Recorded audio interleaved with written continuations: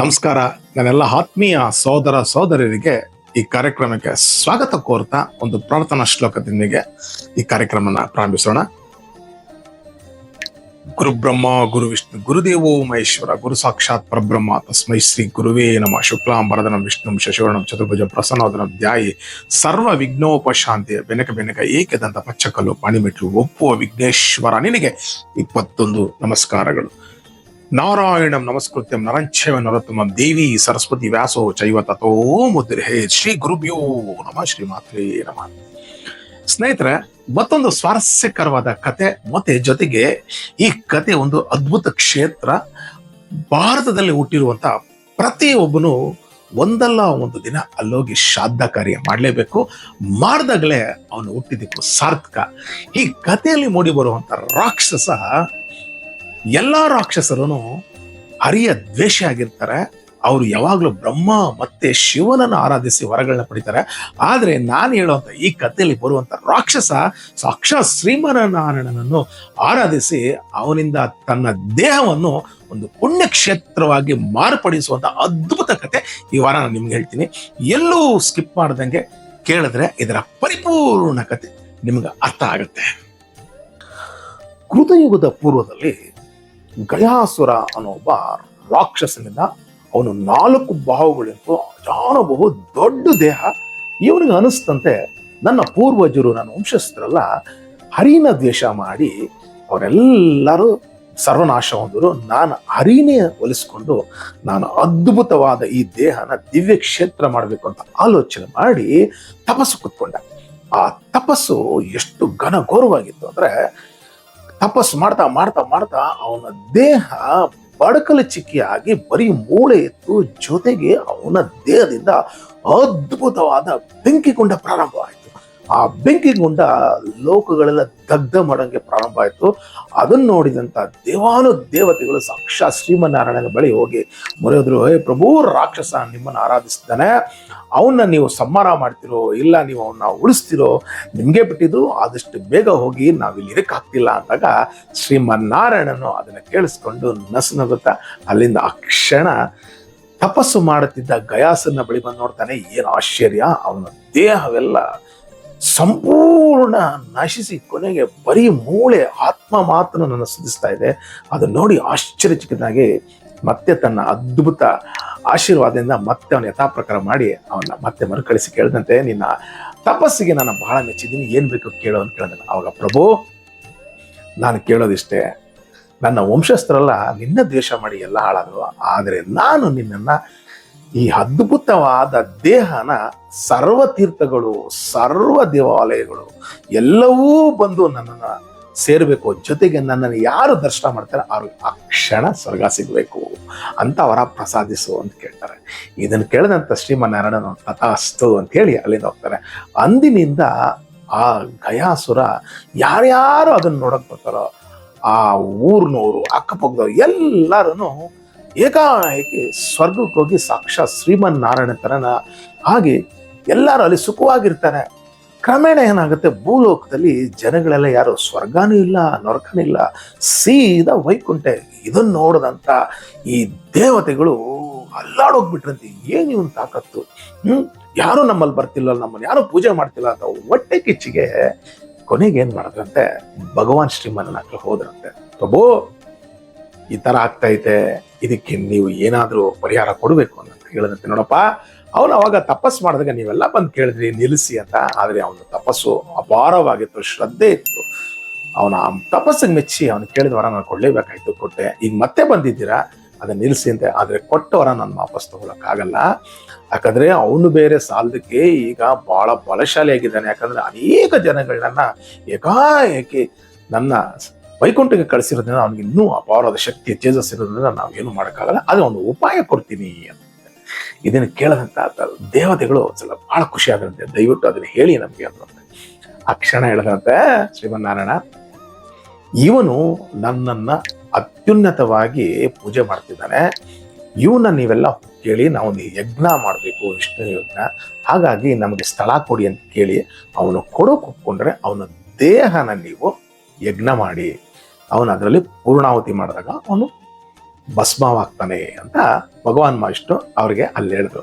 ಅದನ್ನು ಕೇಳಿದಂಥ ದೇವತೆಗಳಲ್ಲಿ ಬಹಳ ಸಂತೋಷಪಟ್ಟರು. ಆ ಕ್ಷಣ ಭಗವಾನ್ ಅಲ್ಲಿಂದ ಮತ್ತೆ ಹೊರಟು ಬಂದು ಈ ಗಯಾಸುರನ ಬಳಿ ಬಂದಂತ ವಿಚಾರ ಹೇಳಿದ್ರು. ನೋಡು, ದೇವತೆಗಳು ಬಂದು ನಿನ್ನ ಕೇಳ್ತಾರೆ, ನೀನು ಯಾವುದೇ ಕಾರಣಕ್ಕೂ ದೇಹ ಕೊಟ್ಟರು ಪೂರ್ಣಾವತಿ ಅಂತ ಸಂದರ್ಭದಲ್ಲಿ ನೀನು ದೇಹನ ಅಲಗಾಡಿಸು, ಮತ್ತೆ ಇನ್ನು ಹಾಗೆ ಇರ್ತೀಯ, ಇಲ್ಲಾಂದ್ರೆ ಪೂರ್ಣಾವತಿಲಿ ಸುಟ್ಟೋಗ್ತೀಯಾ ಅಂತ ಹೇಳಿದ್ರು. ಇದನ್ನು ಕೇಳಿದಂತ ಗಯಾಸುರ ಸಂತೋಷವಾಗಿ ಪ್ರಭು ಬಂದು ಹೇಳಿದ್ದಕ್ಕೆ ಆ ಕ್ಷಣ ಏನ್ ಮಾಡಿದ ದೇವತೆಗಳೆಲ್ಲ ಎಲ್ಲ ಭೂಲೋಕಕ್ಕೆ ಗಯಾಸುರನ ಹತ್ರ ಪಾಯಿಮಾ ನಮ್ಮನ್ನ ರಕ್ಷಿಸೋ, ನಮಗೆ ಭಿಕ್ಷೆ ಹಾಕು ಅಂದಾಗ ಇದನ್ನ ನೋಡಿದಂತ ಗಯಾಸುರ ಏನ್ ಬೇಕು ಹೇಳಿ, ಏನ್ ಬೇಕಾದ್ರೂ ಕೊಡ್ತೀನಿ, ನಾವು ಒಂದು ಯಜ್ಞ ಮಾಡ್ಬೇಕು ಅಂತಿದ್ವಿ, ಅದಕ್ಕೆ ಸ್ಥಳ ಬೇಕು ಅಂದ್ರೆ ಕೇಳಿ, ಏನ್ ಬೇಕಾದ್ರೂ ಕೊಡ್ತೀನಿ, ನನಗೆ ನಿನ್ನ ದೇಹದ ಮೇಲೆ ನಾವು ಯಜ್ಞ ಮಾಡ್ಬೇಕು ಅಂದಾಗ ಆ ಗಯಾಸುರ ಆಗ್ಲಿ ಮಾಡಿ, ಯಾಕಂದ್ರೆ ಸಾಕ್ಷಾತ್ ಭಗವಾನ್ ಮಹಾವಿಷ್ಣು ನಾನ್ ಪ್ರೀತಿಸುವಂತ ದೇವನ ಯಜ್ಞ ಮಾಡ್ತಿದ್ದೀರಾ ಅಂದ್ರೆ ನಾನು ಇಲ್ಲ ಅಂತೀನ, ಮಾಡಿ ಅಂತ ಹೇಳಂತೆ. ಆ ಕ್ಷಣ ಅವನು ಬೋರಲ್ಲಾಗಿ ಬಲಗನಂತೆ. ಅವನು ದೇಹ ಎಷ್ಟು ದೊಡ್ಡದಿತ್ತು ಅಂದ್ರೆ ಸ್ನೇಹಿತರೆ, ಗಯ ಅಂದ್ರೆ ಇವತ್ತೇನಿದೆ ಶೀರ್ಷಗಯ, ಅಲ್ಲಿಂದ ಹಿಡಿದು ಆಂಧ್ರ ಪ್ರದೇಶದ ಮಟ್ಟೂರು ಅನ್ನೋ ಜಿಲ್ಲೆವರೆಗೂ ಕಾಲಿತ್ತಂತೆ. ಅಂದ್ರೆ ಇವನು ಎಷ್ಟು ದೊಡ್ಡ ದೇಹ ನೋಡಿ. ಅವಾಗ ಏನ್ ಮಾಡಿದ್ರೆ ಎಲ್ಲಾ ದೇವತೆಗಳು ಅವನ ಬೆನ್ ಮೇಲೆ, ಹೊಟ್ಟೆ ಮೇಲೆಲ್ಲ ಕುತ್ಕೊಟ್ರಂತೆ. ಅವನ ತಲೆ ಮೇಲೆ ಸಾಕ್ಷಾತ್ ಬ್ರಹ್ಮ ಯಜ್ಞ ಮಾಡಕ್ ಪ್ರಾರಂಭ ಮಾಡಿದಂತೆ. ಈ ಯಜ್ಞ ಸರಿ ಸುಮಾರು 1000 ವರ್ಷ ನಡೀತಂತೆ. ಇನ್ನೇನು ಪೂರ್ಣಾಹುತಿ ಮಾಡುವಂತ ಸಂದರ್ಭದಲ್ಲಿ ಅವನ ದೇಹ ಅಲಗಾಡತಂತೆ. ಇದನ್ನ ನೋಡಿದಂತ ಯಜ್ಞ ಬ್ರಹ್ಮಾದಿ ದೇವತೆಗಳು ಇದೇನಪ್ಪ ಪ್ರಭು ಹಿಂಗಾಗುತ್ತಲ್ಲ ಅಂತ ಸರಿ ಶ್ರೀಮನ್ನಾರಾಯಣ ಹತ್ರ ಎಲ್ಲ ಹೋದಂತೆ. ಸ್ವಾಮಿ, ಇನ್ನೇನು ಪೂರ್ಣಾಹುತಿ ಕೊಡೋದಲ್ಲ, ಅಲ್ಲಾಡ್ಬಿಟ್ಟ, ಇನ್ನು ನಮ್ಗೆ ಪೂರ್ಣಾಹುತಿ ಮಾಡಕ್ಕಾಗಲ್ಲ, ಮೊದಲಿಂದ ಮಾಡ್ಬೇಕಲ್ಲ ಅಂದಾಗ ಆಗ ಭಗವಾನ್ ಮಹಾವಿಷ್ಣು ಒಂದು ಸಲಹೆ ಕೊಡ್ತಾರೆ. ನೋಡಿ, ಈ ತಲೆ ಮೇಲೆ ನೀವು ಒಂದು ಧರ್ಮಶಿಲೆ ಅಂತ ಬರುತ್ತೆ, ಆ ದೊಡ್ಡದಾದ ಆ ಕಲ್ಲ ಅವನ ತಲೆ ಮೇಲೆ ಇಟ್ಟಾಗ ಅವನು ಖಂಡಿತ ಹಲಗಾಡೋದಿಲ್ಲ. ಅಂದ್ರ ಆ ಎಲ್ಲಾ ದೇವನಾದ ಹೇಳಿದೆ, ಸ್ವಾಮಿ ಎಲ್ಲಿ ಸಿಗುತ್ತೆ ಆ ಧರ್ಮಶಿಲೆ, ನಾವೆಲ್ಲಿ ಹುಡ್ಕೋದು ಅಂದಾಗ ಅವಾಗ ಪೂರ್ವ ಇತಿಹಾಸ ಪರಮಾತ್ಮ ಹೇಳ್ತಾನೆ. ಪೂರ್ವದಲ್ಲಿ ಧರ್ಮ ದೇವತೆಯಾದ ಹೆಂಡತಿ ಧರ್ಮ ದೇವತೆ ಹೆಂಡತಿ, ಧರ್ಮನ ಹೆಂಡತಿಯ ಮಗಳೇ ಮಾತದು ಧರ್ಮವ್ರತ. ಈ ಧರ್ಮವ್ರತವನ್ನ ಪ್ರಜಾಪತಿಗಳಾದ ಮಾರೀಚಿ ಇವರಿಗೆ ಕರೆದು ಮದುವೆ ಮಾಡೋದು. ಈ ಮಾರೀಚಿ ಯಾರು ಅಂತ ಕೇಳಿದ್ರೆ, ಇವರು ಸಹ ಇವತ್ತೇನು ಕಾಶ್ಯಪ ಪ್ರಜಾಪತಿ ಅಂತಲ್ಲ, ಅವರ ತಂದೆ ಹಾಕಬೇಕು. ಹಾಗಾಗಿ ಇವರು ಆ ಧರ್ಮವ್ರತನ ಮದುವೆ ಮಾಡಿಕೊಂಡು ಅನ್ಯೋನ್ಯವಾಗಿ ಬಾಳುತ್ತಿದ್ದ ಸಂದರ್ಭದಲ್ಲಿ ಈ ಯಜ್ಞ ಮಾಡೋದಕ್ಕೆ ಇವರು ದರ್ಬೆ ಸಮಿತಿಗಳನ್ನ ಶೇಖರಿಸೋದಕ್ಕೆ ಕಾಡ್ಗೆ ಹೋದಾಗ ಅಲ್ಲಿಂದ ಬಂದು ಇವರು ತುಂಬಾ ದಣಿದ್ರು. ನನಗೆ ಊಟ ಹಾಕು ಅಂದಾಗ ಅವ್ರು ಅದ್ಭುತವಾದ ಅಡುಗೆ ಮಾಡಿ ಹಾಕಿ, ನಾನು ಸ್ವಲ್ಪ ವಿಶ್ರಾಂತಿ ಕೊಡ್ತೀನಿ, ನನಗೆ ಕಾಲಿಸ್ಕೊ ಅಂದಾಗ ಕಾಲು ಇಸ್ತಾರಂತ ಸಂದರ್ಭದಲ್ಲಿ ಬ್ರಹ್ಮದೇವರು ಬಂದರು. ಆ ಕ್ಷಣ ಆ ಅಮ್ಮ ಆಲೋಚನೆ ಮಾಡಿದ್ದು, ಧರ್ಮ ರೀತಿಯಲ್ಲಿ ಧರ್ಮಶಾಸ್ತ್ರವಾಗಿ ಗಂಡನ ಕಾಲು ಇಸುತ್ತಾ ಇದ್ದೀನಿ, ಈ ಸಂದರ್ಭದಲ್ಲಿ ನಾನು ಬ್ರಹ್ಮದೇವರನ್ನ ಹೋಗಿ ಕಾಣಬೇಕಾ ಬೇಡ ಅಂದಾಗ ಅವ್ರ ಮನಸ್ಸಲ್ಲಿ ಹೊಡೆದಿದ್ದೊಂದೇ. ನೋಡಿ, ಧರ್ಮಶಾಸ್ತ್ರದಲ್ಲಿ ಹೇಳುತ್ತಂದ್ರೆ ಮದುವೆಗೆ ಮುಂಚೆ ತಂದೆ ತಾಯಿಗಳು ಅವರೇ ದೇವರುಗಳಾಗಿರ್ತಾರೆ. ಹಾಗಾಗಿ ಗುರು ಆಗ್ಬೋದು, ದೇವರಾಗ ಬಂದಾಗ ಫಸ್ಟ್ ತಂದೆ ತಾಯಿಗಳ ನಮಸ್ಕಾರ ಮಾಡಿ ಹೋಗ್ಬೇಕು. ಮದುವೆ ಆದ್ಮೇಲೆ ಪ್ರಥಮವಾಗಿ ಗುರುಗೆ ಆದ್ಯತೆ ಕೊಡಬೇಕು, ಅದಾದ್ಮೇಲೆ ದೇವನಿಗೆ, ಅದಾದ್ಮೇಲೆ ಗಂಡನಿಗೆ. ಹಾಗಾಗಿ ಅವಳು ಧರ್ಮ ರೀತಿಯಲ್ಲಿ ಆಲೋಚನೆ ಮಾಡಿ ಬ್ರಹ್ಮ ಅವ್ರನ್ನ ಹೋಗಿ ಅತಿಥಿ ಸತ್ಕಾರ ಮಾಡಿ ಅದ್ಭುತವಾಗಿ ಅವ್ರನ್ನ ಸೇವೆ ಮಾಡುವಂತ ಸಂದರ್ಭದಲ್ಲಿ ಇವ್ರಿಗೆ ಎಚ್ಚರ ಆಗಿತ್ತು. ಇದನ್ನ ನೋಡ್ತಾರೆ, ಎಲ್ಲೋದ್ಲು ನೋಡಿದಾಗ ಬ್ರಹ್ಮನ ಕಾಲು ತೊಳಿತಾ ಇದ್ದಲ್ಲಿ ನೋಡಿದ ಕೋಪ ಬಂದು ಆ ಮಾರೀಚಿ ಶಾಪ ಕೊಟ್ಟ, ಎಲ್ಲೋ ದೂರ್ತಾಳೆ, ನನ್ನೇ ಸೇವೆ ಮಾಡೋದು ಬಿಟ್ಟು ಆ ಬ್ರಹ್ಮನ ಹೋಗಿ ಸೇವೆ ಮಾಡ್ತಿದ್ದ, ನೀನು ಈ ಕ್ಷಣ ಶಿಲೆ ಆಗು ಅಂತೇಳಿ ಶಾಪ ಕೊಟ್ಟರು.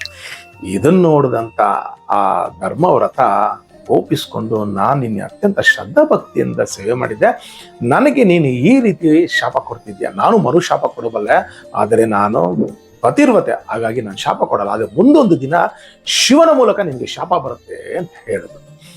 ಇದನ್ನ ಕೇಳಿದ ಮೇಲೆ ಆಲೋಚನೆ ಮಾಡಿದ್ರು, ನಾನಿನ್ನು ಇರೋದು ಬೇಡ ಅಂತೇಳಿ ಅವರೊಂದು ಪ್ರತಿ ದಿನ ಅವರೊಂದು ಯಜ್ಞಗುಂಡ ಮಾಡ್ಕೊಳ್ತಾರೆ. ಅವರು ಪ್ರತಿದಿನ ಹೋಮಾಮಿಷ್ಟ ಮಾಡೋದಕ್ಕೆ. ಆ ಯಜ್ಞದಲ್ಲಿ ಅಮ್ಮ ಬಿದ್ದಸ್ನ ಏನು ಆಶ್ಚರ್ಯ, ಅದು ಸುಡ್ಲಿಲ್ಲ ಬಿಡಲಿಲ್ಲ. ಆ ಅಮ್ಮ ಅಲ್ಲಿ 1000 ವರ್ಷಗಳ ಕಾಲ ತಪಸ್ ಮಾಡೋದು. ಆ ತಪಸ್ಸಿಗೆ ಮೆಚ್ಚಿ ಬ್ರಹ್ಮ ವಿಷ್ಣು ದೇವತೆಗಳೆಲ್ಲ ಬಂದು ಆ ಅಮ್ಮನಿಗೆ ಏನ್ ಬೇಕೋ ವರ ಕೇಳು ಅಂದಾಗ ಆ ಅಮ್ಮ ಹೇಳ್ತಾಳೆ, ನೋಡಿ, ನನಗೆ ವರ ಕೊಡೋದ್ರೆ ನನ್ನ ಮೇಲೆ ನೀವು ಸದಾ ನಿಲ್ಲೋ ಆಗಿದ್ರೆ, ನನ್ನ ಜೊತೆ ನೀವು ಇರೋ ಆಗಿದ್ರೆ, ನನಗೆ ಅಂಥವ್ರಿಲ್ಲ, ನಾನು ಇದರಲ್ಲಿ ಹೆಂಗೆ ಸತ್ತಿ ನಾನು ಭಸ್ಮ ಆಗ್ತೀನಿ, ಬೇಡಮ್ಮ, ನಾವು ಸಹ ನಿನಗೆ ಶಿಲೆ ಆಗುವಂತ ಶಾಪ ಅಂತೂ ಕೊಟ್ಟಿದ್ದಾರೆ. ಆ ಶಿಲೆ ಖಂಡಿತ ನೀನು ಯಾಕೆ ಅವ್ರ ಶಾಪ ನಾವು ತೆಗೆದಾಕೋಗಲ್ಲ, ಆ ಶಿಲೆನ ಅಮೃತ ಶಿಲೆಯಾಗಿ ಮಾಡ್ತೀವಿ, ಜೊತೆಗೆ ಸಾಕ್ಷಾತ್ ನಾನೇ ನಿನ್ನ ಮೇಲೆ ಆರಾಧಿಸ್ತೀವಿ, ಎಲ್ಲ ದೇವತೆಗಳು ಅದ್ರ ಮೇಲೆ ಇರ್ತೀವಿ ಅಂತೇಳಿ ಆಶೀರ್ವಾದ ಮಾಡ್ತಾರೆ. ಅದನ್ನ ಹೇಳಿದಾಗ ಶ್ರೀಮನ್ ನಾರಾಯಣ ದೇವತೆಗಳಿಗೆ ಆ ಅದ್ಭುತವಾದ ಬೃಹತ್ತಾದ ಶಿಲೆನ ತಂದು ಅವನ ಮೇಲೆ ಇಟ್ಟು ಮತ್ತೆ ಯಜ್ಞ ಪ್ರಾರಂಭ ಮಾಡ್ತಾರೆ. ಆ ಯಜ್ಞ ಪ್ರಾರಂಭ ಮಾಡುವಂಥ ಸಂದರ್ಭದಲ್ಲಿ ಇನ್ನೇನು ಪೂರ್ಣಾತಿ ಕೊಡಿಸಲು ಮತ್ತೆ ಚಲಿಸ್ತಾನೆ. ಇದನ್ನ ನೋಡಿದಂಥ ದೇವತೆಗಳು ಸಾಕ್ಷಾತ್ ಶಿವನ ಕರೀತಾರೆ. ಶಿವನು ಬಂದು ಕೂತ್ಕೊಳ್ತಾನೆ. ಆದ್ರೂ ಅದು ಮತ್ತೆ ಅಲಗಾಡುತ್ತೆ. ಏನು ಆಶ್ಚರ್ಯ! ಮತ್ತೆ ಪರಮಾತ್ಮನಾದ ವೈಕುಂಠಪತಿ ಶ್ರೀಮನ್ ನಾರಾಯಣನ ಹೋಗಿ ಮತ್ತೆ ಎಲ್ಲರೂ ಬೇಡದಾಗ ಆ ಪರಮಾತ್ಮ ಹೇಳ್ತಾನೆ, ನೋಡಿ, ನಾನೊಂದು ಅದ್ಭುತವಾದ ಆತ್ಮದೇವನ್ನ ಕೊಡ್ತೀನಿ. ಇದು ಗದಾಧರ. ಈ ಗದಾಧರ ಯಾರಪ್ಪ ಅಂದ್ರೆ ಪೂರ್ವದಲ್ಲಿ ಗದಾಸುರ ಅಂತಿದ್ದಂತೆ. ಆ ಗದಾಸುರನ ಜೊತೆ ಭಯಂಕರವಾಗಿ ಹೋರಾಡಿ ಅವನ ಸಂಹಾರ ಮಾಡಿದ್ಮೇಲೆ ಅವನ ಮೂಳೆಯಿಂದ ವಿಶ್ವಕರ್ಮ ಒಂದು ಗದೆನ್ ಮಾಡಿಕೊಟ್ಟಂತೆ. ಅದೇನೆ ಗದ. ಆ ಗದಾಸುರನ ಹೆಸರೇ ಈಗಲೂ ಸಹ ಅವ್ರ ಕೈಯಲ್ಲಿದೆ. ಅದನ್ನ ಒಂದು ಅದ್ಭುತವಾದ ಚತುರ್ಭುಜಗಳಾದ ಒಂದು ವಿಗ್ರಹನ ಸ್ವಾಮಿ ತನ್ನ ಆತ್ಮವನ್ನು ಅದನ್ನು ತುಂಬಿಸಿಕೊಟ್ಟು ಈಗ ಹೋಗಿ ಹಿಡಿ, ಅವನು ಖಂಡಿತ ಅಲ್ಗಾಡಲ್ಲ ಅಂದಾಗ ಆವಾಗ ಅದನ್ನ ತಂದು ಶಾಸ್ತ್ರದ ಗಿಟ್ಟಿ ಅವನ ಮೇಲೆ ಪೂಜೆ ಪ್ರಾರಂಭ ಮಾಡಿದ್ರಂತೆ. ಅವನು ಅಲ್ಗಾಡ್ಲಿಲ್ವಂತೆ. ಕೊನೆಗೆ ಪೂರ್ಣಾತಿ ಆದ್ಮೇಲೆ ಅವನು ದೇಹ ದಗ್ಧ ಆಯ್ತು. ಆ ಒಂದು ಆತ್ಮ ಬಂತಂತೆ. ಆವಾಗ ಇವನ್ನೆಲ್ಲ ಕೇಳುತ್ತಂತೆ, ನಾನು ಏನ್ ತಪ್ಪು ಮಾಡಿದೆ? ನಾನು ಧರ್ಮ ಕಾರ್ಯದಲ್ಲಿದ್ದೆ. ನಾನು ಯಾರನ್ನೂ ಸಹ ಹಿಂಸಿಸಿಲ್ಲ, ಯಾರನ್ನೂ ಸಹ ನನ್ನ ಕೊಲ್ಲಿಲ್ಲ. ನನ್ನ ಅನ್ಯಾಯವಾಗಿ ನೀವೆಲ್ಲ ನಿಮ್ಮ ಸ್ವಾರ್ಥಕ್ಕಾಗಿ ನನ್ನ ಧ್ಯಾನ ಸುಟ್ಬಿಟ್ರಲ್ಲ ಅಂದಾಗ ಇವ್ರಿಗೂ ಪಶ್ಚಾತ್ತಾಪ ಬಂದಿ. ನೀನೇನು ಆಲೋಚನೆ ಮಾಡಬೇಡ, ನಿನ್ನ ಹೆಸರು ಮೇಲೆ ನಾವೆಲ್ಲ ಇಲ್ಲೇ ನಿಲ್ತೀವಿ. ಜೊತೆಗೆ ಇಲ್ಲೊಂದು ಫಲ್ಗುಣ ನದಿಗೂ ಸಹ ಬರುತ್ತೆ. ಮತ್ತೆ ನೀನು ಈಗೇನು ಶಿಲೆ ಇದು ಚಿನ್ನವಾಗಿರುತ್ತೆ. ನಿನ್ನಲ್ಲಿ ಯಾರು ಬಂದು ಶ್ರದ್ಧೆಯಿಂದ ಇಲ್ಲಿ ಪಿಂಡ ಪ್ರದಾನ ಮಾಡ್ತಾರೋ ಅವ್ರಿಗೆಲ್ಲ ನೀನು ಕೇಳಿದ್ದಂಥ ಮುಕ್ತಿನ ವರಾನ ಕೊಡ್ತೀಯಾ ಅನ್ನೋವಂಥ ಪ್ರಸಾದನೂ ಸಹ ಎಲ್ಲಾ ದೇವಾನುದೇವತೆಗಳ ಸಾಕ್ಷಾತ್ ಶ್ರೀಕೃಷ್ಣ ಭಗವಾನನು ಅಲ್ಲಿ ಬಂದು ಅವ್ರಿಗೆ ಆಶೀರ್ವಾದ ಮಾಡಿಲ್ಲದಂತ ಅಂದಿನಿಂದ ಆ ಕ್ಷೇತ್ರಕ್ಕೆ ಬುದ್ಧ ಗಯಾ ಕ್ಷೇತ್ರ ಅಂದ್ರೆ ಅವನಿದ್ದಂಥ ಕ್ಷೇತ್ರನೇ ಇವತ್ತು ನಾವೇನು ಹೇಳ್ತೀವಿ ಗಯಾ ಅಂತ. ಅದು ಅವನ ಬುದ್ಧ ತಲೆ ಎತ್ತಲ್ಲ, ಹಾಗಾಗಿ ಗಯಾ ಶೀರ್ಷ ಅದು ಬಹಳ ಪ್ರಸಿದ್ಧ ಕ್ಷೇತ್ರ ಆಯ್ತು. ಮತ್ತೆ ಆ ಕ್ಷೇತ್ರದಲ್ಲಿ ಸಾಕ್ಷಾತ್ ಭಗವಾನ್ ಮಹಾವಿಷ್ಣು, ಈಶ್ವರ, ಬ್ರಹ್ಮ ಎಲ್ಲಾ ದೇವತೆಗಳು ಆ ಶಿಲೆ ನಿಲ್ಲಿಸಿದ್ದಾರೆ. ಅದು ಬಂಗಾರವಾಗಿತ್ತು.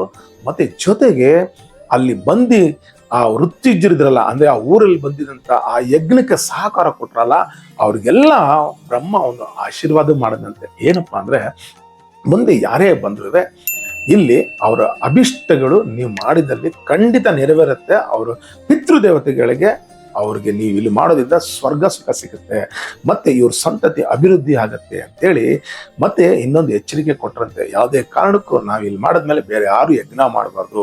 ಆ ಯಜ್ಞ ಮಾಡಿದ್ರೆ ನೀವು ದಷ್ಟಭ್ರಷ್ಟರಾಗ್ತೀರಾ ಅಂತ ಹೇಳಿ ಆ ಮಾಡಿದಂತ ಆ ಪರ್ವತನ ಚಿನ್ನವಾಗಿ ಮಾರ್ಪಾಟು ಮಾಡಿದ್ರಂತೆ. ಜೊತೆಗೆ ಅಲ್ಲಿ ಪಂಚ ನದಿಗಳ ತರ ಅನ್ನದ್ದು, ಮತ್ತೆ ಪಾಯಸದ್ದು, ಮತ್ತೆ ಜೇನುತುಪ್ಪದ್ದು, ಮತ್ತೆ ಅದ್ಭುತವಾದ ಅಮೃತದ್ದು ಇಷ್ಟು ಸಹ ಅಲ್ಲಿ ಭಾಂಡಗಳು ಮಾಡಿ ಆ ಜನಕ್ಕೆ ಅನುಕೂಲ ಮಾಡ್ಕೊಟ್ಟಂತೆ.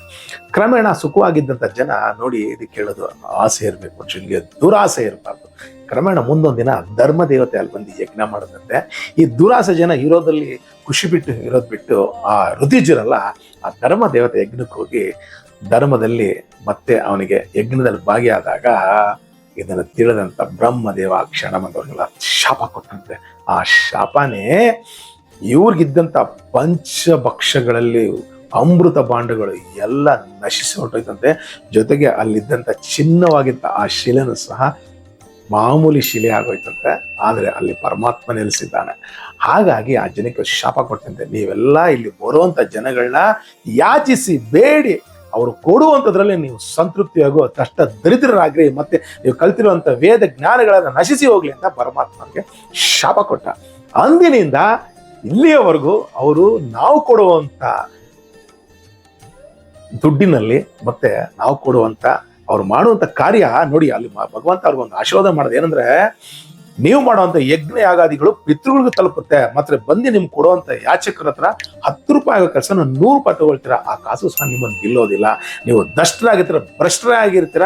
ನೀವು ಮಾಡೋದು ಮಾತ್ರ ಕಾರ್ಯ ಅದ್ಭುತವಾಗಿರುತ್ತೆ, ಆದರೆ ನಿಮಗದು ಫಲಿಸಲ್ಲ. ಬಂದು ಮಾಡಿಸ್ಕೊಂಡು ಹೋಗ್ತಾರ, ಅವ್ರಿಗೆ ತಲುಪುತ್ತೆ ಅಂತೇಳಿ ಬ್ರಹ್ಮ ಅವತ್ತವ್ರಿಗೆ ಶಾಪವರ 2 ಕೊಟ್ಟು ಅಲ್ಲಿಂದ ಹೋದ.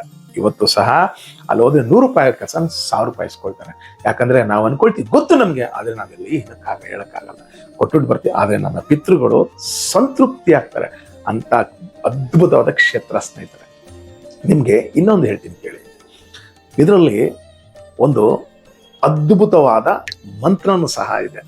ಈ ಮಂತ್ರನ ನೀವು ಶ್ರಾದ್ದ ಕಾರ್ಯದಲ್ಲಿ ಹೇಳಿದ್ರೆ ಅದ್ಭುತವಾದ ಯಶಸ್ಸು, ಮತ್ತೆ ಸಾಕ್ಷಾತ್ ನೀವು ಗಯದಲ್ಲೇ ಮಾಡುವಂತ ಒಂದು ತೃಪ್ತಿ ಸಹ ಸಿಗುತ್ತೆ. ಏನಪ್ಪಾ ಅಂದ್ರೆ ಆ ಗಯದಲ್ಲಿ ಮಾಡುವಾಗ, ಶ್ರದ್ಧಾ ಕಾರ್ಯ ಮಾಡುವಾಗ ಈ ದೇವತೆ ನೆಲೆಸ್ಕೊಬೇಕಂತೆ. ಏನಪ್ಪಾ ಅಂದ್ರೆ 5 ದೇವವ್ರತ, ದೇವಶಿಲ್ಪ, ಸರ್ವದೇವ ಸ್ವರೂಪ, ಸರ್ವ ತೀರ್ಥಮಹಿ ಮತ್ತೆ ಪುಣ್ಯಶೀಲ. ಈ 5 ನೀವು ಶ್ರಾದ್ದ ಕಾರ್ಯದಲ್ಲಿ ಹೇಳಿದಾಗ ನಿಮಗೆ ಗಯೆಯಲ್ಲಿ ಮಾಡದಂತ ಪುಣ್ಯ ಸಿಗುತ್ತದೆ ಸ್ನೇಹಿತರೆ. ಇದು ಈ ಕತೆ ನಿಮಗೆ ಖಂಡಿತ ಇಷ್ಟವಾದರೆ 4 ಜನಕ್ಕೆ ಶೇರ್ ಮಾಡಿ. ಮತ್ತೆ ಜೊತೆಗೆ ನಿಮಗೆ ಒಂದು ಕ್ಲಾರಿಫಿಕೇಶನ್ ಕೊಡ್ತೀನಿ. ಶ್ರಾದ್ದ ಅನ್ನೋದು ಎಲ್ಲರೂ ಮಾಡಬೇಕಾ, ಇಲ್ಲ ಕೆಲವೊಬ್ರು ಮಾತ್ರ ಮಾಡ್ಬೇಕಾ? ನೋಡಿ, ಪ್ರತಿಯೊಬ್ರು ಶ್ರಾದ್ದ ಕಾರ್ಯನ ಮಾಡಲೇಬೇಕು.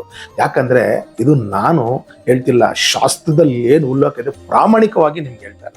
ಯಾಕಂದ್ರೆ ಪ್ರತಿ ಒಂದು ಗ್ರಂಥದಲ್ಲೂ, ಪ್ರತಿ ಒಂದು ಕಥೆಗಳಲ್ಲೂ ಇದು ಶ್ರಾದ್ದ ಕಾರ್ಯ ಮಾಡಲೇಬೇಕು.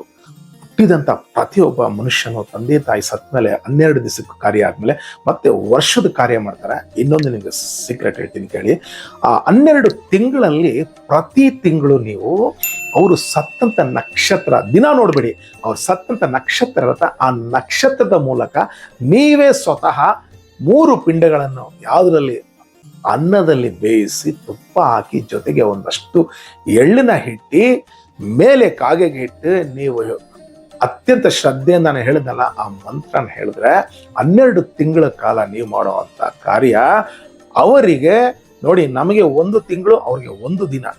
ಹಾಗಾಗಿ 12 ದಿನ, ಅವ್ರಿಗೆ 12 ತಿಂಗಳು, ಅವ್ರಿಗೆ 12 ದಿನ. ಹಾಗಾಗಿ ಅವರಿಗೆ ಅಲ್ಲಿಂದ ನಾವು ಅನ್ಕೊಳ್ತೀವಿ ಏಕಾಏಕಿ ಯಮುನ ಹತ್ರ ಹೋಗ್ತಾರೆ. ಇಲ್ಲ, 12 ದಿನ ತಗೊಳುತ್ತೆ. 12 ದಿನ ನಾವು ಕೊಡುವಂತ ಆಹಾರ ಅವರಿಗೆ ಶಕ್ತಿ ಕೊಟ್ಟು ಅವ್ರು ಅಲ್ಲಿ ಹೋಗ್ತಾರೆ. ಹಾಗಾಗಿ ಈ 12 ತಿಂಗಳ ಶ್ರದ್ಧೆಯನ್ನ ಮಾಡಬೇಕು ಸ್ನೇಹಿತರೆ. ಮತ್ತೆ ಪ್ರತಿಯೊಬ್ರು ಮಾಡಬೇಕು. ನಮ್ಗಿಲ್ಲ, ಇದು ನಮ್ಮ ಮೊದಲಿಂದನೇ ಬಂದಿಲ್ಲ, ಇಲ್ಲ, ಪ್ರತಿಯೊಬ್ರು ಮಾಡೋದ್ರಿಂದ ನಿಮ್ಮ ಅಭಿಷ್ಟಗಳು ನೋಡಿ, ಯಾವುದೇ ವ್ರತ ಪೂಜೆ ಪುನಸ್ಕಾರಗಳಿಂದ ನಿಮ್ಗೆ ಅಭಿಷ್ಟ ಸಿಗೋದಿಲ್ಲ, ಮತ್ತೆ ನಿಮ್ಗೆ ಕೋರಿಕೆಗಳಿರಲ್ಲ. ಪಿತೃಗಳಿಗೆ ಯಾವಾಗ ನೀವು ತರ್ಪಣ ಕೊಟ್ಟು ಶ್ರದ್ಧೆಯಿಂದ ನೀವು ಮಾಡ್ತೀರಲ್ಲ, ಹಾಗಾಗಿ ನಿಮ್ಮ ಏಳಿಗೆ ಆಗುತ್ತೆ, ನಿಮ್ಮ ಪುತ್ರ ಸಂತಾನ ಇರುತ್ತೆ, ನಿಮಗೆ ಜೊತೆಗೆ ಮಕ್ಕಳ ಒಂದು ಎಜುಕೇಶನ್ ಆಗ್ಬೋದು, ಅವ್ರ ಮದುವೆ ಆಗ್ಬೋದು. ನಮ್ಮ ಸಂಸಾರ ಸುಖವಾಗಿರ್ಬೇಕಂದ್ರೆ ನೀವು ಇದು ಮಾಡಲೇಬೇಕು ಸ್ನೇಹಿತರೆ. ಈ ಕಥೆನ ಇಲ್ಲೇ ಪರಿಪೂರ್ಣ ಮಾಡ್ತೀನಿ. ನಿಮ್ಮ ಅನಿಸಿಕೆ, ಅಭಿಪ್ರಾಯ ಅಥವಾ ಇದ್ರ ಬಗ್ಗೆ ನಿಮ್ಗೆ ಹೆಚ್ಚಿನ ಮಾಹಿತಿ ಬೇಕಾದಲ್ಲಿ ದಯವಿಟ್ಟು ನನ್ನ ಫೋನ್ ನಂಬರ್ ಇದೆ, ಡೈರೆಕ್ಟಾಗಿ ಕಾಂಟ್ಯಾಕ್ಟ್ ಮಾಡ್ಬೋದು. ಹೆಚ್ಚಿನ ಮಾಹಿತಿ ಕೊಡ್ತೀನಿ. ಯಾಕಂದ್ರೆ ಇದನ್ನ ನಾನು ಹೇಳಬೇಕು ಅಂದ್ರೆ 1 ಅವರ್ ಆದ್ರೆ ಆಗಲ್ಲ, 2 ಅವರ್ ಆದ್ರೆ ತುಂಬಾ ಸಮಯ ತಗೊಳುತ್ತೆ. ನಿಮ್ಗೆ ಏನಾದ್ರೂ ಇದ್ರ ಬಗ್ಗೆ ಮಾಹಿತಿ ಬೇಕಂದ್ರೆ ದಯವಿಟ್ಟು ಕಾಲ್ ಮಾಡಿ ನನ್ನನ್ನ ಕೇಳಿ ಅಂತ ಕೇಳ್ತೀನಿ. ಸ್ವಸ್ತಿ ಪ್ರಜಾಪಾಲಯಂತ ಜ್ಞಾನೇನ ಮಾರ್ಗೇಣ ಮೈಮೈಷ ಗೋಬ್ರಾಹ್ಮಣ ಶುಭಮಸ್ತು ಲೋಕ ಸಮಸ್ತ ಸುಖಿನೋ ಭವಂತು ಸನ್ಮಂಗಳಾನಿ ಭವಂತು ಅಂತ ಹೇಳ್ತಾ ಈ ಕಥೆನ ಇಲ್ಲೇ ಮುಗಿಸ್ತಾ ಇದ್ದೀನಿ. ಮುಂದಿನ ವಾರ ತಮ್ಮನ್ನ ಮತ್ತೊಂದು ಕತೆ ಕಾಣ್ತೀನಿ. ಅಲ್ಲಿವರೆಗೂ ತಮ್ಮೆಲ್ಲರಿಗೂ ಧನ್ಯವಾದಗಳು.